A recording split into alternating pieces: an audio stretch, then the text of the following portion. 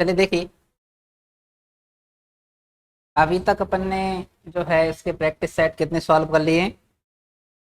17 set solve हो गए हैं। कौन से नंबर का है? 18वें नंबर का सेट है। ठीक है ना? तो चलिए अपन इसकी शुरुआत करते हैं। तो आप सबको आंसर जरूर लिखते चलना है आपने, है ना? अब हम बात करते हैं।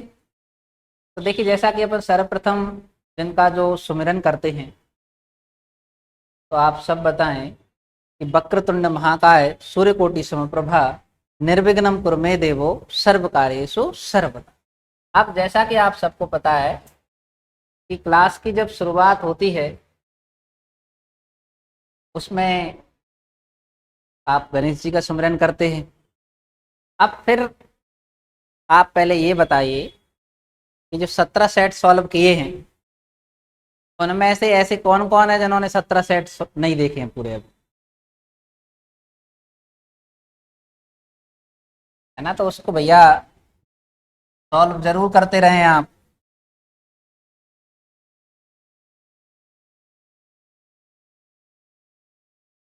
तो देखिए, अब अपन बात करें कि हमारा जो पहला क्वेश्चन है, आप सब लोग तैयार हैं? चलिए, पहला क्वेश्चन है, पदार्थ की चौथी अवस्था कौन सी है? क्वेश्चन क्या है?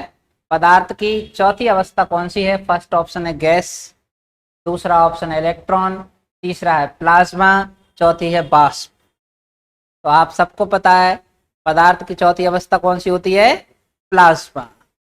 तीन अवस्थाएं कौन कौन सी हैं? ठोस, द्रव और गैस। तो आपका आंसर क्या हो जाएगा? प्लाज्मा।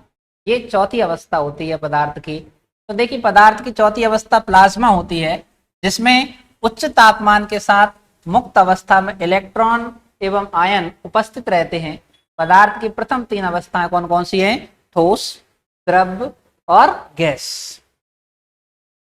तो ये आपको अवस्था देखने को मिलती है जिसको हम ऐसे नॉर्मली नहीं देख सकते, है ना? ये नेक्स्ट क्वेश्चन है कि भारत में तुगलक वंश के बाद कौन से वंश ने शासन किया था? आप सबको पता होगा, भारत में तुगलक वंश के बाद कौन से वंश ने शासन किया? तो फर्स्ट ऑप्शन है गुप्त वंश, खिलजी वंश, मुगल वंश, सैयद वंश। तो जल्दी से बताओ भैया, किस वंश ने शासन किया था? तो आप बताओगे, भारत में तुगलक वंश के बाद एक याद करने का तरीका ही बताया था आपको। दिल्ली सल्तनत में जितने सारे राजवंश आए हैं, क्या ट्रिक बताई थी आपको?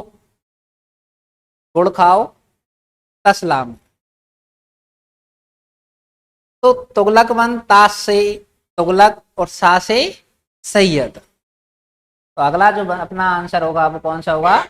सैयद वंश आपका आंसर हो जाएगा। तो कौन सा वंश आया था? देखिए, तुगलक वंश के शासक कौन कौन से रहे? गयासुद्दीन तुगलक, मोहम्मद बिन तुगलक, फिरोज शाह तुगलक और नासरुद्दीन तुगलक इसके प्रमुख शासक रहे हैं। और हमारा आंसर क्या होगा आपका? सैयद वंश। तो क्वेश्चन आता है नेक्स्ट, पहले इसको पढ़े आप कि भारत में तुगलक वंश के बाद सैयद वंश ने शासन किया। सैयद वंश दिल्ली सल्तनत का चतुर्थ वंश था, जिसका कार्यकाल 1414 से 1451 तक था। सैयद वंश के राजाओं ने तुगलक वंश के पतन के बाद इस राज्य की स्थापना की थी। और सैयद वंश की स्थापना किसने की थी आपकी? खिज्र खान ने। किसने की थी भैया? खिज्र खान ने इसकी स्थापना की। यह आपको सैयद वंश का संस्थापक दिखाई दे रहा है, जिसका नाम क्या है? खिज्र खान। खिज्र खान ने किसकी स्थापना कर दी भैया? सैयद वंश की। सैयद वंश का टाइम पीरियड कब से कब तक है आपका?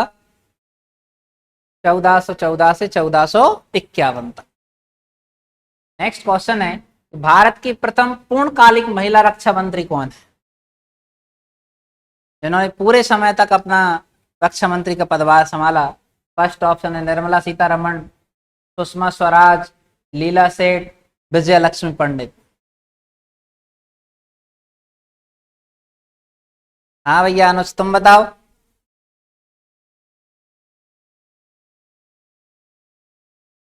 कौन है?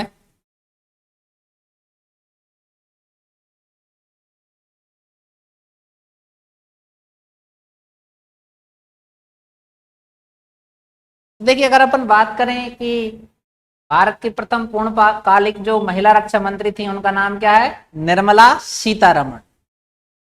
इनका नाम याद रखो, निर्मला सीतारमण। ये बहुत लंबे समय से रक्षा मंत्री रही थी आपकी। देखो, भारत की प्रथम पूर्णकालिक महिला रक्षा मंत्री जिनका नाम क्या है? निर्मला सीतारमण। 58 वर्षीय सीतारमण राज्यसभा में सदस्य हैं। इस मंत्रालय के पूर्व ये वाणिज्य मंत्री का कार्यभार भी संभाल रही थी। तो ये अलग अलग पदों पर काम कर रही थी आपकी। ये आपको देखा होगा। रक्षा मंत्री कौन है? निर्मला सीतारमण। और अभी वित्त मंत्री कौन है? वर्तमान में वित्त मंत्री कौन है? निर्मला सीतारमण ही। पहले रक्षा मंत्री बन गई, अब जी कौन बना दिया इनको? वित्त मंत्री बना दिया। तो देखिए, मानव शरीर का सबसे लंबी सिरा को क्या कहा जाता है?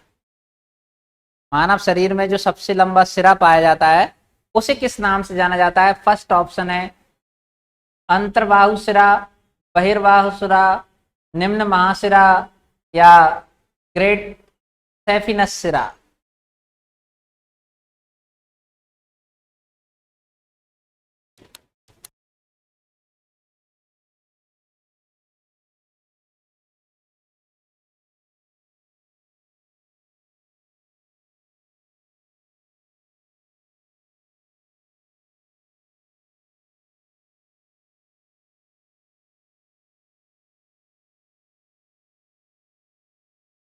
चलो देखो, तो मानव शरीर की सबसे लंबी सिरा को क्या कहते हैं? यह आपका क्वेश्चन था। तो देखिए, ये पूरा मानव शरीर है जिसमें पूरा जाल सा फैला रहता है ना। इसका जो आंसर होगा क्या होगा?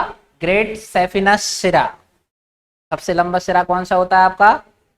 ग्रेट सेफिनस सिरा जो रहता है, इसको आपको याद रखना है। इसको पढ़िए आप कि मानव शरीर की सबसे लंबी सिरा को ग्रेट सेफिनस सिरा कहते हैं। सिरा शरीर के अन्य भागों से हृदय तक रक्त को लाती है। भेजने का कार्य धमनियां करती हैं, लेकर कौन आती हैं? सिराएं।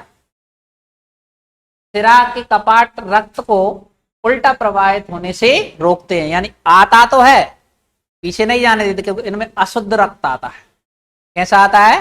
क्योंकि अंगों से आता है, हृदय में आता है, फिर इसको पंपिंग की जाती है, शुद्ध किया जाता है, फिर जाके उसको धमनियों के माध्यम से भेजा जाता है। नेक्स्ट क्वेश्चन है, हंगुल परियोजना का संबंध है। फर्स्ट ऑप्शन संकटग्रस्त श्रेणी में शामिल हिरण की प्रजाति, कस्तूरी मृग के संरक्षण हेतु प्रारंभ की गई परियोजनाएं, बाघ संरक्षण परियोजनाओं से संबंधित या कछुआ संरक्षण से संबंधित। तो बताएं।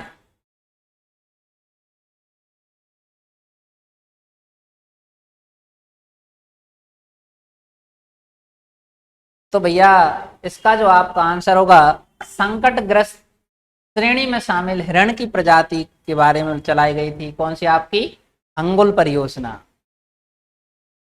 तो ये देखिए, हंगुल गंभीर रूप से संकटग्रस्त श्रेणी में रखा गया है। रेंडियर प्रजाति का हिरण है। यह जम्मू कश्मीर राज्य का राजकीय पशु है। जे आपको याद रखना है। हंगुल कहाँ का राजकीय पशु है? आपका जम्मू कश्मीर का, जो कि कश्मीर के दचिग्राम राष्ट्रीय उद्यान में पाया जाता है। वर्ष 1970 में हंगुल परियोजना प्रारंभ की गई थी। इनको संरक्षण करने के लिए चलाया गया है। ये ऐसे हिरण पाए जाते हैं, हंगुल प्रोजेक्ट से ऐसे छोटे छोटे से हिरण हैं। ठीक है विद्वानों, अनुज भैया आंसर दें कि जब जल जमाव वाले क्षेत्रों में किस प्रकार के वन विकसित हो जाते हैं? फर्स्ट ऑप्शन है मैंग्रोव, पर्णपाती, सदाबहार, संकुलधारी। तो जा तो याद रखो कि जितने सारे जो ऑप्शन है सभी ज्यादा ही वर्षा में होती। सोच लो थोड़ा सा, जल जमाव वाले क्षेत्र में जहां पर पानी बहुत लंबे समय तक भरा रहता है, यानी दलदली भूमि। कौन सी भूमि? दलदली भूमि। तो आप देखिए, ऐसी भूमि जो पाई जाती है जहां पर पानी भरा हुआ रहता है ना, कौन से वन पाए जाते हैं? तो आप बताओगे मैंग्रोव वन पाए जाते हैं। मुस्कान, कौन से वन पाए जाते हैं? मैंग्रोव वन पाए जाते हैं, जहां पर जल का जमाव ज्यादा होता है। ठीक है विद्वानों, जल जमाव वाले क्षेत्रों में मैंग्रोव प्रकार के वन पाए जाते हैं। मैंग्रोव वन डेल्टाई क्षेत्रों एवं तटीय भागों में पाए जाते हैं। तो ये भी याद रखिए, आपने सुना होगा सुंदरवन डेल्टा, भारत का सबसे बड़ा डेल्टा है, नदी डेल्टा, जो गंगा और ब्रह्मपुत्र नदी के द्वारा बनाया गया है। किसके द्वारा बना है? गंगा और ब्रह्मपुत्र नदी के द्वारा। तो ये डेल्टा आपको देखने को मिला, इस पे एक मूवी भी बनी है, देखना आप उस पे, है ना। तो उसमें शेरों के बारे में बताया गया है। देखिए इसकी लकड़ियां जल सहती नहीं है, तटीय क्षेत्रों में मृदा अपरदन को रोकने का कार्य भी करती है।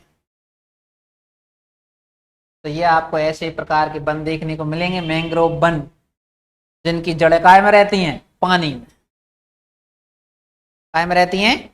पानी में रहती है। अभी भी कुछ ऐसे वृक्ष हैं जिनको आपने देखा होगा, जिनको लगाने के लिए आपको नॉर्मल पानी में गाड़ दीजिए। अभी भी क्या सरकार थोड़ा सा ध्यान कम दे रही है? नहीं, पहले तुमने देखा बरसात के समय में पौध आती थी, छोटी छोटी नर्सरी आती थी, किसानों को गांव गांव फ्री में बांटी जाती थी, है ना। और पहले के किसान भी फ्री होते थे तो अपने जो खेत रहते नदियों के किनारे हैं उनके इधर पेड़ लगा देते थे, जिनके कारण भूमि का कटाव ना हो। लेकिन आजकल व्यक्ति फोन चलावे से फ्री नहीं है, तो खेतों तक यहाँ जाता ही नहीं है।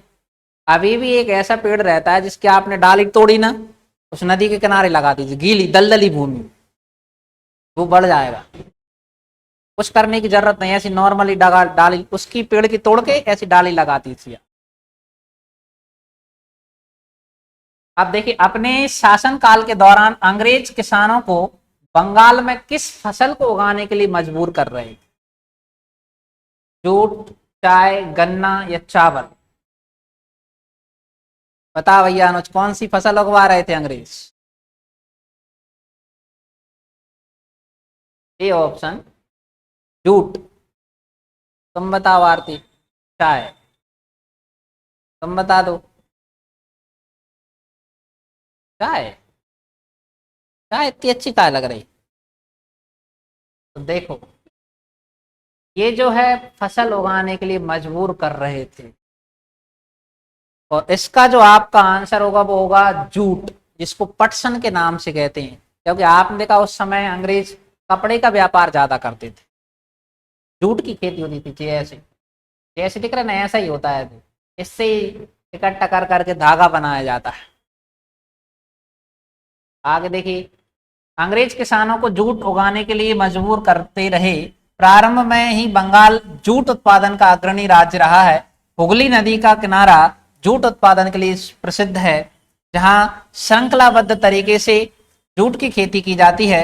अंग्रेजों के शासन काल में जूट की खेती पर अत्यधिक लगान लगाया जाता था, जिससे किसान जूट की खेती करना बंद करने लगे। क्योंकि महंगी बिकती थी तो टैक्स भी ज्यादा लगता था, इस कारण से किसानों ने लगाना बंद कर दिया था, लेकिन अंग्रेज फिर भी लगाते थे। ऐसे देखो, पिछले वाले में आपको पता है पेड़ कैसा होता था, ऐसी बात निकल आती है, धीरे धीरे करके फिर इनसे धागा बन जाता। नेक्स्ट क्वेश्चन है, प्रोलॉग शब्द का संबंध है जीव विज्ञान से, कंप्यूटर से, अर्थशास्त्र से, कृषि तकनीकी? बताओ प्रोलॉग क्या है?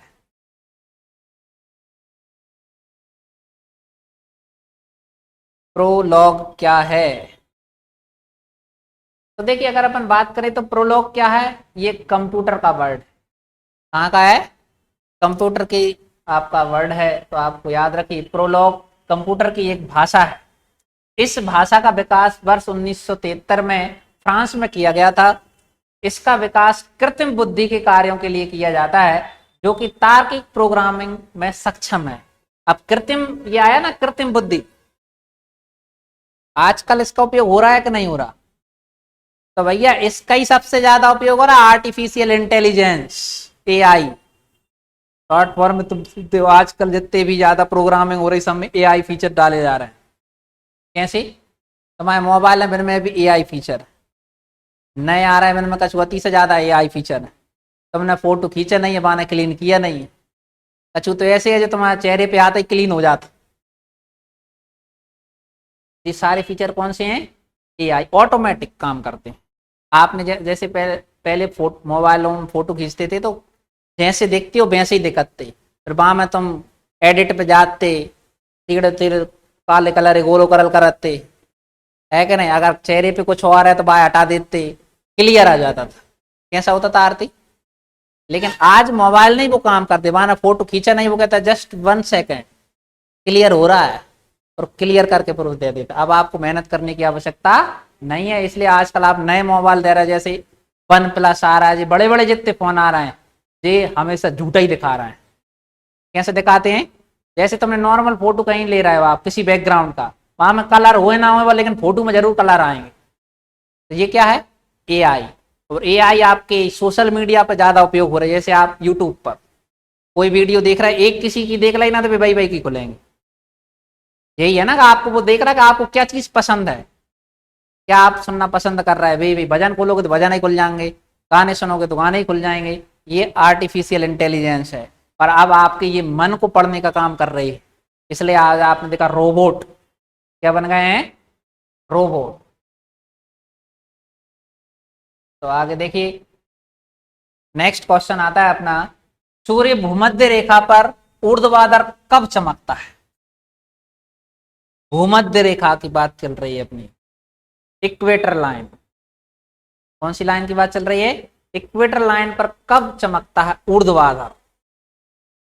पूरे वर्ष, 6 माह, वर्ष में 2 बार, वर्ष में 1 बार? बता भैया अनुष। तो वर्ष में 2 बार, ये आपको याद रखना है। अब हम बात करते हैं, वर्ष में 2 बार चमकता है, ठीक है। तो देखिए, सूर्य भूमध्य रेखा पर 21 मार्च और 23 सितंबर को वर्ष में 2 बार चमकता है। कितनी बार? 2 बार। अभी सूर्य कहाँ की ओर जा रहा है जब बताओ? अभी आज तारीख हो गई आपकी कितनी? 13 तारीख। 13 तारीख है आज, 13 मई। बताओ सूर्य कहाँ है?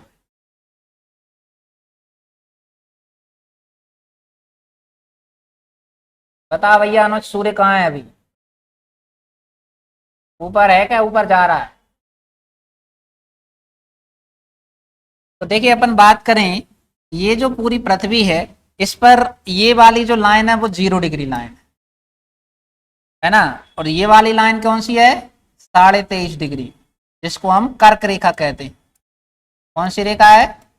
कर्क रेखा जी, भूमध्य रेखा। और ये हो जाएगी आपकी मकर रेखा। सूर्य अभी यहाँ जा रहा है, इतना आ गया है जहां, अब यहाँ की ओर जा रहा है। 21 जून को पहुंच जाएगा भैया। ऊपर कब पहुंच जाएगा? 21 जून, जो आप जानते हो उत्तरी गोलार्ध यानी नॉर्थ हेमिस्फीयर का सबसे बड़ा दिन होता है। इसलिए तो आप देख, गर्मी में दिन बड़े चल रहे हैं आपके, रात पता ही नहीं पड़ती, सुबह ही होती है सीधी। आप जैसे मान लो कोई व्यक्ति 7-8 बजे उठ रहा है सो के, तो बाद सुबह का तो पता ही नहीं पड़ता, दोपहर ही होता सीधे। होते हैं कि नहीं होते? जबकि सुबह हो जाती कितने बजे? 5:30 बजे। और सो जाता कितने बजे? 12-1 बजे। तो ऐसे करके जो 21 जून को अपना ये कर्क रेखा पर चमकता है सूरज, हाँ आ रहा है चमकने के लिए। बाकी जब जो इससे लौटेगा, जून से जुलाई अगस्त सितंबर, 3 महीने में पहुंचता है। तो तारीख आ जाएगी कौन सी आपकी? तो आप बताओगे 23 सितंबर। फिर जाएगा इधर 22-23 दिसंबर को, जब चमकेगा जहां से लौट के, फिर लौट के आ जाएगा तो जहां मार्च आ जाएगी कौन सी? 21 मार्च। तो 2 बार अब चमकता है।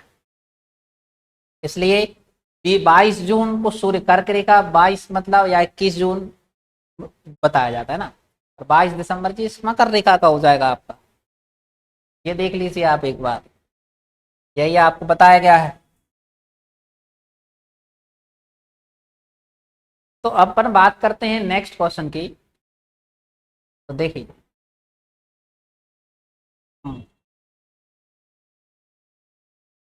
मंडप, गोपुरम एवं स्तंभ युक्त कक्ष किस शैली की प्रमुख विशेषता है?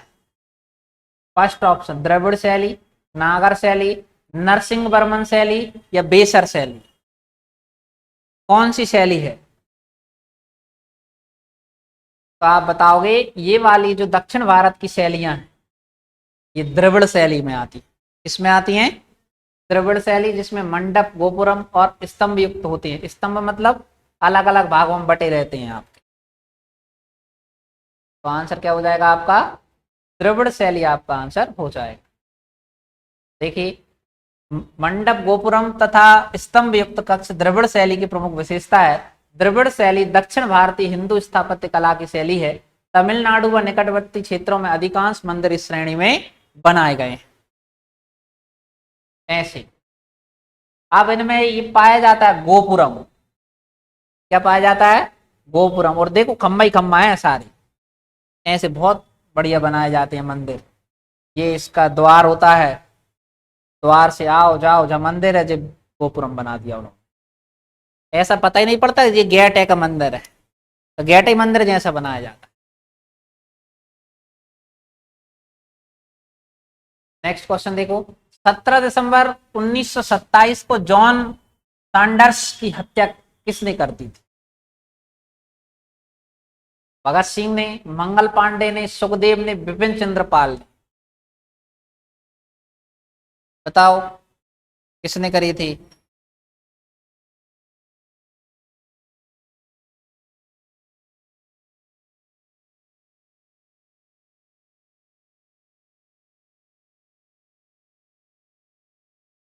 तो देखिए अगर अपन बात करें जॉन सैंडर्स, इनकी हत्या जिसने की थी उसका नाम था भगत सिंह। क्या नाम था भैया?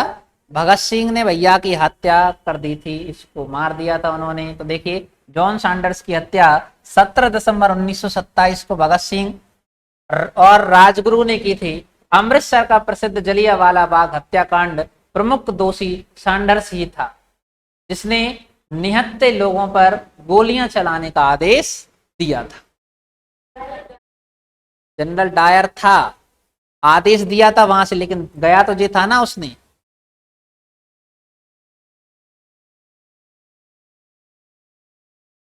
जनरल डायर थे लेकिन जे भी तो थे। तो ये तीनों व्यक्तियों के नाम सुने होंगे तुमने, यानी तीनों को फांसी दी थी। भगत सिंह, राजगुरु और कौन है? सुखदेव। नेक्स्ट क्वेश्चन, इनमें से कौन से अधिकार क्षेत्र के अंतर्गत कोई भी व्यक्ति जिसके मौलिक अधिकारों का उल्लंघन हुआ है समाधान के लिए सीधे सर्वोच्च न्यायालय जा सकता है? बताओ भैया अनुज। फर्स्ट ऑप्शन मूल न्यायिक क्षेत्र, याचिका का न्यायिक क्षेत्र, अपील न्यायिक क्षेत्र, सलाहकार न्यायिक क्षेत्र। ध्यान से पढ़ो समझो, इनमें से कौन से अधिकार क्षेत्र के अंतर्गत कोई भी व्यक्ति जिसके मौलिक अधिकारों का उल्लंघन हुआ है समाधान के लिए सीधे सर्वोच्च न्यायालय जा सकता है?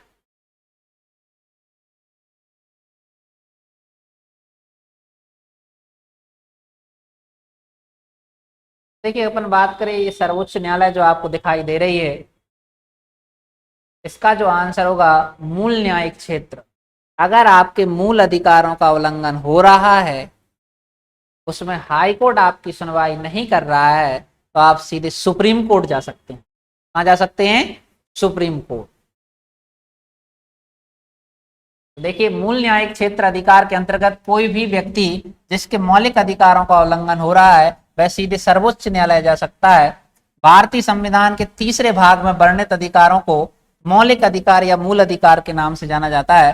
स्वतंत्रता का अधिकार या व्यक्तिगत स्वतंत्रता के अधिकार के अंतर्गत दुकानों, नहाने के घाट, होटल आदि स्थानों पर समान प्रवेश का अधिकार नागरिकों को प्रदान किया गया है। आप कहीं भी जा सकते हैं या आपको सुविधा मिलेगी, कोई भी होटल रेस्टोरेंट वाला मना नहीं करेगा। तो नेक्स्ट क्वेश्चन आता है कि वह पठार कौन सा है जिसमें पश्चिम और पूर्व दोनों ओर बहने वाले जल निकास प्रणाली है? मतलब वो पठार कौन सा जिससे पश्चिम में भी जल बहता है और पूर्व में भी जल बहता है? मालवा का पठार, छोटा नागपुर का पठार, रांची का पठार, हजारीबाग का पठार। और कोई उम्मीदवार?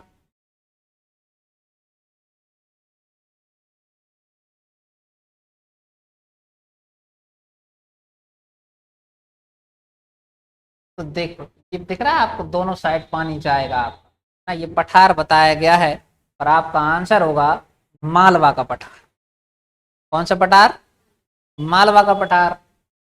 देखिए मालवा पठार के पश्चिम की ओर से जल निकास नर्मदा एवं साबरमती नदियों द्वारा होता है, जबकि पूर्व की ओर जल निकास चंबल बेतवा नदियों द्वारा होता है। मतलब पूर्व से भी नदियां निकल रही हैं और पश्चिम से भी नदियां निकलती हैं। ये आपको दिखाई दे रहा होगा मालवा का पठार। मालवा का पठार नहीं, ये जी पूरे मध्य प्रदेश का ही नक्शा है। अब इसमें जी आपको पठार दिखाई दे रहे होंगे, ये मालवा का पठार, ये अरावली पर्वत, ये विंध्याचल श्रेणी, ये नर्मदा सोन घाटी है। ये पूरा का पूरा ऐसा चला गया, कौन सा, सतपुड़ा पठार। ये बुंदेलखंड का पठार आ गया। ये बुंदेलखंड आपको बताया था ना, उत्तर प्रदेश और मध्य प्रदेश के बीच में। ये बघेलखंड का पठार आ गया। ये मध्य भारत का पठार। ऐसे जो आपके पठार बताए गए हैं।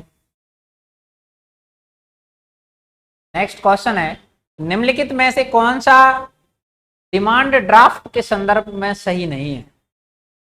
पहला, यह एक परक्राम में लिखित है। दूसरा, यह एक बैंकर्स चेक है। तीसरा, यह धन के अभाव के कारण अस्वीकृत किया जा सकता है। चौथा, यह बैंक द्वारा जारी किया जाता है। डिमांड ड्राफ्ट, तो देखिए अगर अपन बात करें तो आंसर होगा आपका यह एक बैंकर्स चेक है। डिमांड ड्राफ्ट क्या होता है आपका, बैंकर्स चेक है, ये गलत है, बाकी और जी सब सही है। तो देखिए, बजरंग पुनिया का संबंध किस खेल से है? नाम सुना होगा आपने। फर्स्ट ऑप्शन भाला फेंक, कुश्ती, क्रिकेट, हॉकी। तो बजरंग पुनिया का संबंध किससे है आपका?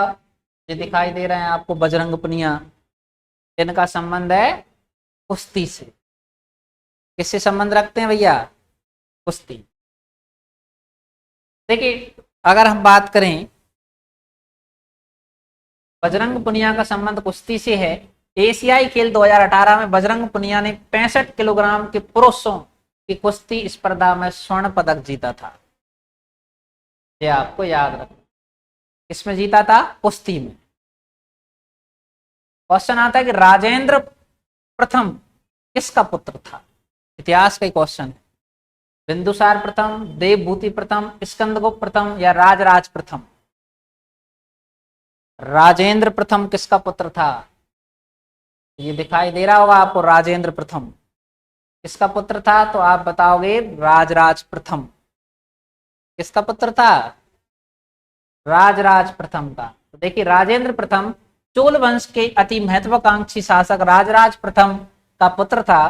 चोल साम्राज्य का सर्वाधिक विस्तार राजेंद्र प्रथम के शासनकाल में हुआ था। बंगाल के शासक महिपाल को पराजित करने के पश्चात राजेंद्र प्रथम ने गंगे कौंड चोल की उपाधि धारण की थी। कितनी अच्छी उपाधि धारण की है, गंगे कौंड। क्या भैया? राजेंद्र चोल। क्वेश्चन है, मानव द्वारा उपयोग में लाई गई पहली फसल थी। सबसे पहले हमने कौन सी फसल का उपयोग किया था? चावल, चना, गेहूं, सभी। बता भैया अनुज, पहली फसल आप बताओगे। पहली जो फसल थी उसका नाम क्या था? गेहूं। कौन सी फसल का उपयोग किया गया है? गेहूं का। क्वेश्चन है कि संयुक्त राष्ट्र महासभा की अध्यक्षता मारिया फर्नांड एसिपनोजा किस देश से संबंधित है? देश का नाम बताओ। Sweden, Ecuador, Belgium, Norway.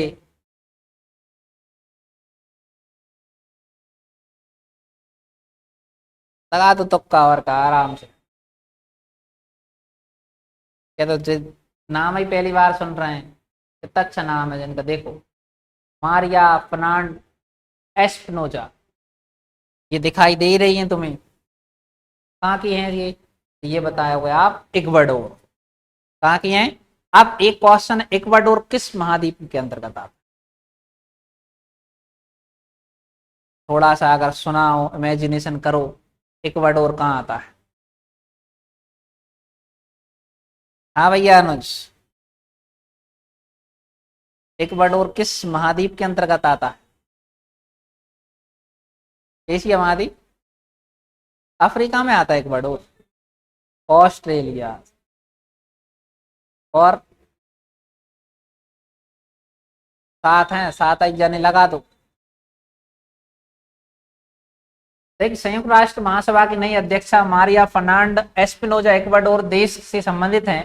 संयुक्त राष्ट्र महासभा के अध्यक्ष वार्षिक आधार पर मतदान द्वारा चुने जाते हैं, ये आपको याद रखना। क्वेश्चन है कि समता स्थल किस व्यक्ति की समाधि स्थल के रूप में जाना जाता है? पढ़ा होगा आपने, सबको याद भी करवाया गया है। समता स्थल किसकी समाधि स्थल है? ज्ञानी जैन सिंह, शंकर दयाल शर्मा, जगजीवन राम, चौधरी चरण सिंह।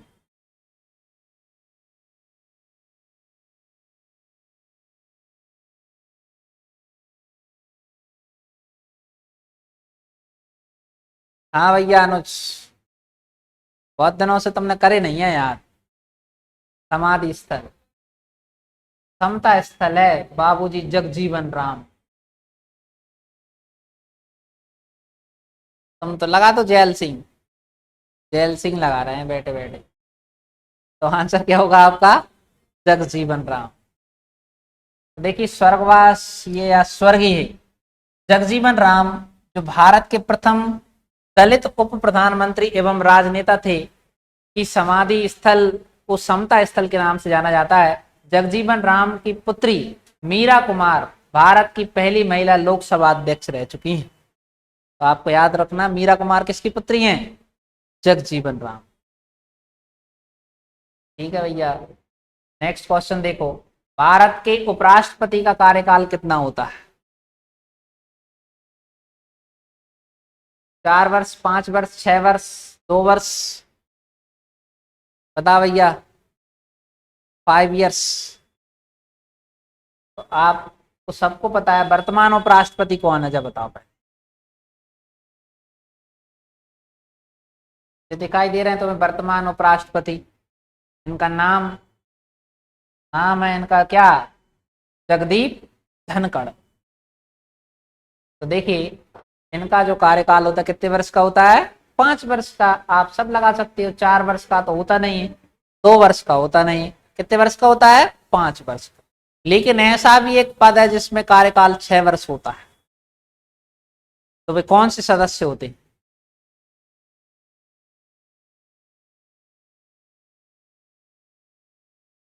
तो आप बताओगे राज्यसभा के जो सदस्य होते हैं उनका कार्यकाल कितने वर्ष का होता है? 6 वर्ष का। देखिए उपराष्ट्रपति का कार्यकाल 5 वर्ष का होता है। संविधान के अनुच्छेद 63 के अनुसार भारत के उपराष्ट्रपति पद को निर्धारित किया गया है। इसमें संबंधित प्रावधान संयुक्त राज्य अमेरिका से लिया गया। अगर आपसे पूछा है कि उपराष्ट्रपति का जो पद है वो हम किस देश के संविधान से लाए हैं, तो अपन बताएंगे अमेरिका के। क्वेश्चन है the great India block train शुरुआत कहां से की गई?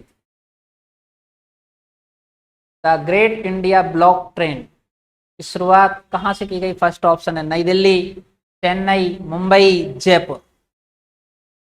देखिए तुमने ट्रेन नहीं देखी, कोई बात नहीं। अब इसकी शुरुआत कहां से की गई है? तो इसकी शुरुआत की गई है नई दिल्ली से। तो देखिए the great Indian block train की शुरुआत सफदरगंज रेलवे स्टेशन दिल्ली से की गई है। इसके आयोजन में भारत सरकार के पर्यटन मंत्रालय के साथ कर्नाटक, महाराष्ट्र और राजस्थान के पर्यटन विभाग मंत्रालय तथा Indian railway catering and tourism limited ने सामूहिक रूप से भाग लिया। मतलब इतने लोगों ने मिलकर इसकी शुरुआत की। ये ऐसी ट्रेन है भैया।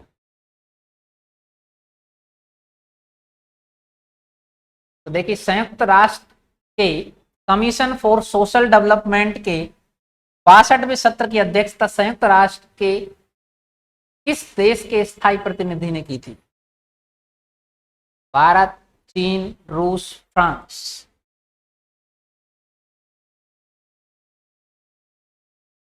तो आपका आंसर होगा भारत। देखिए कमीशन फॉर सोशल डेवलपमेंट के 62वें सत्र की अध्यक्षता 16 फरवरी 2024 को संयुक्त राष्ट्र में भारत की स्थायी प्रतिनिधि रुचिरा कंबोज ने की। सतत विकास के लिए वर्ष 2030 एजेंडा के व्यापक उद्देश्यों के अनुरूप मुख्य उद्देश्य सामाजिक चिंताओं से निपटने के लिए वैश्विक सहयोग को मजबूत करना था। ये इसका उद्देश्य रखा गया था। क्वेश्चन है, अंत्योदय अन्न योजना के चीनी सब्सिडी कार्यक्रम में कितने वर्षों के लिए वृद्धि की गई? 3 वर्ष, 2 वर्ष, 5 वर्ष, 4 वर्ष? आंसर आ रहे हैं? ऊपर से जा रहे हैं। अंत्योदय योजना, अन्न योजना का नाम तो आपने सुना होगा। तो इसमें कितने वर्ष तक की वृद्धि की गई है आपकी? आप बताओगे 2 वर्ष के। केंद्रीय मंत्रिमंडल ने सार्वजनिक वितरण योजनाओं के तहत अंत्योदय अन्न योजना परिवारों के लिए चीनी सब्सिडी कार्यक्रम को मार्च 2026 तक बढ़ाने के लिए 1 फरवरी 2024 को 2 वर्ष की मंजूरी दे दी है। भागीदार राज्यों में AAY अंत्योदय अन्न योजना के परिवारों को केंद्र सरकार से 18.50 रुपये प्रति किलोग्राम मासिक चीनी की सहायता प्रदान की जाएगी। मतलब 33 रुपये सरकार देगी, बाकी तुम ही देना पार। फ्री में नहीं मिल रही, जाए याद रखिए, पैसों में मिलेगी, लेकिन इतने रुपए कौन दे देगी आपको? सरकार, सब्सिडी मिलेगी। ऐसे तुम जाते हो ना कंट्रोल की दुकान पर, राशन की पे, ऐसे वहीं से चीनी मिलेगी तुम्हें, लेकिन पैसे देने पड़ेंगे। युआन किस देश की मुद्रा है? जापान, चीन, इटली, युगोस्लाविया? तो आप बताओगे युआन। ऐसी मुद्रा है युआन। कहाँ की है? चीन की है, जापान की। युआन चीन देश की मुद्रा है। उल्लेखनीय है कि युगोस्लाविया का विघटन राजनीतिक विरोधों के कारण वर्ष 1990 से प्रारंभ हो गया था और अब यह विभिन्न देशों में विघटित हो चुका है। देश मुद्रा चीन युआन, जापान की है जैपनीज येन, इटली की है, और युगोस्लाविया की है कौन सी?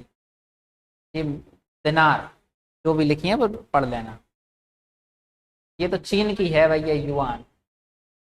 देखो, विश्व की 7 फीट 8 इंच की सबसे लंबी महिला का रिकॉर्ड किस देश से है?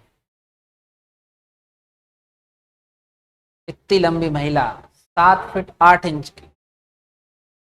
USA, चीन, पाकिस्तान, इटली? पाकिस्तान में है। देखो कितनी फीट ऊंची है? 7 फीट ऊंची। तो ये कहाँ की है आपकी? चीन की है भैया।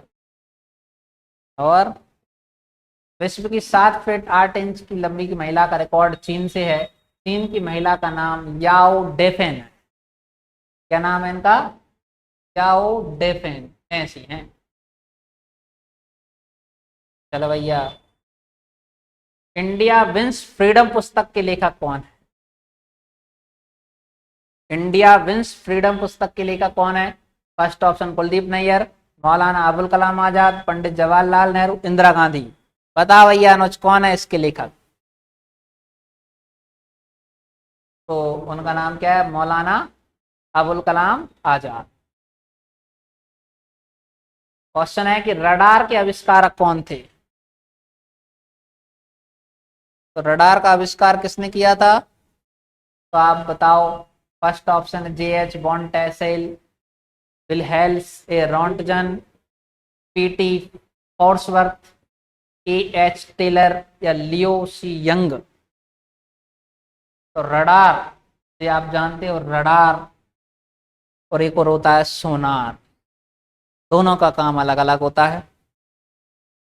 तो इसके जो आविष्कारक थे उनका नाम क्या था? AH Taylor and Leo C Young.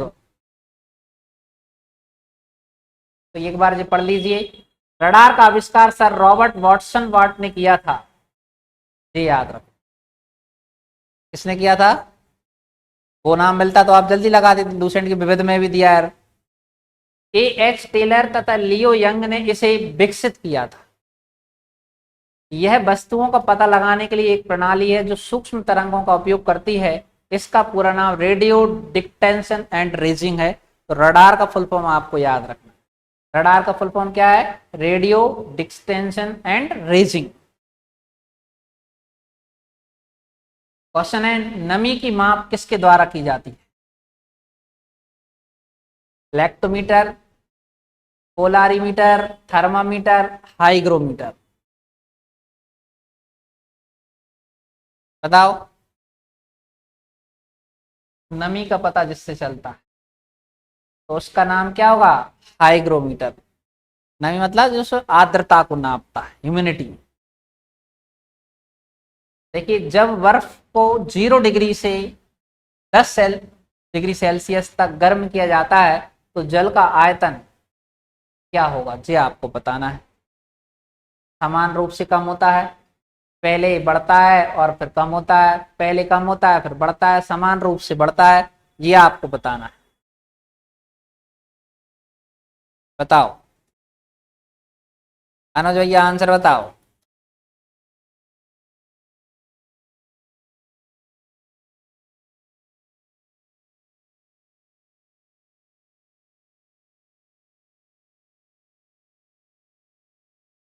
तो देखिए, ये आपने आइस देखा होगा और आंसर है आपका बी ऑप्शन। पहले बढ़ता है फिर उसके बाद क्या होने लगता है? कम होता है। तो जल का आयतन आप जानते हो, तापमान पर पहले अधिक होता है, फिर बर्फ को गर्म किया जाता है, मतलब वो पिघल जाता है, फिर टाइम कम होने लगता है।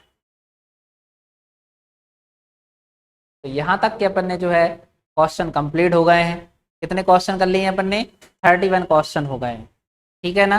इनको एक बार और देख लेना, आप पढ़ लेना। ठीक है विद्वानों, मिलते हैं अपन अब ब्रेक के बाद।